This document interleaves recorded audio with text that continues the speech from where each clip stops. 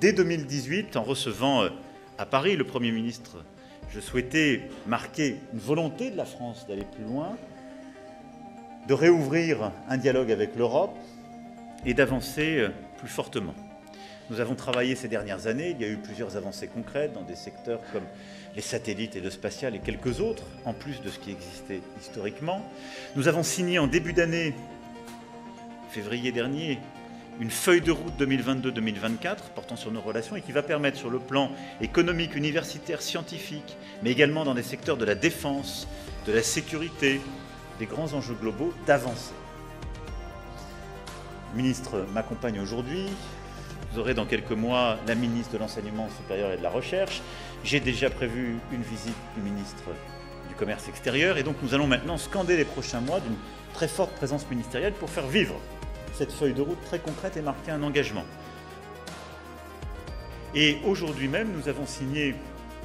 une autre étape de coopération de ce que j'ai appelé cette intimité stratégique plus forte entre la Thaïlande et la France, puisque la Thaïlande a décidé de rejoindre deux initiatives que la France a lancées. L'initiative Trésode, essentielle en termes de recherche, de prévention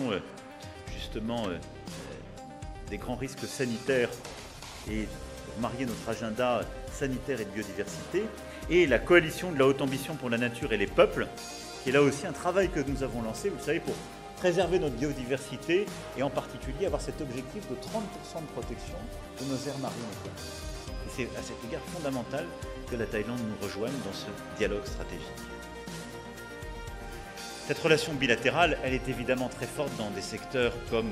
la gastronomie, les produits de luxe, le tourisme et plusieurs autres que vous incarnez. Mais nous voulons aller beaucoup plus loin dans l'agroalimentaire, on a parlé très concrètement tout à l'heure, la recherche, l'innovation technologique et la tech plus largement, même s'il y a d'éminents acteurs parmi vous qui sont d'ores et déjà là, les sciences, la production industrielle qui sont partie intégrante du génie de nos nations, mais sur lesquelles on peut faire encore beaucoup plus et beaucoup plus fort. C'est aussi la raison pour laquelle, à l'initiative de Monsieur l'Ambassadeur, nous avons décidé pour 2023 de lancer cette année franco-thaïlandaise de l'innovation, thème qui irriguera tout au long de l'année de nombreuses manifestations économiques, culturelles, scientifiques, grand public ou spécialisées, mais qui nous permettra d'installer cette nouvelle grammaire de la relation bilatérale, ce qui est pour nous fondamental. Donc vous le voyez, nous nourrissons vraiment des ambitions très fortes qu'on a encore contribué ce matin et ce midi à faire avancer, mais je souhaite que nous puissions aller beaucoup plus loin et donc les années qui viennent seront clés pour obtenir des résultats. Parce que l'objectif, ce n'est pas de dire des mots, de signer des documents, c'est que nous puissions exporter davantage vers la Thaïlande, créer davantage d'emplois et d'investissements ici, créer davantage d'investissements conjoints, faire rayonner encore plus la France et créer plus de richesses et aussi d'intérêts stratégiques communs, en particulier en matière de défense, de coopération. Et je remercie aussi les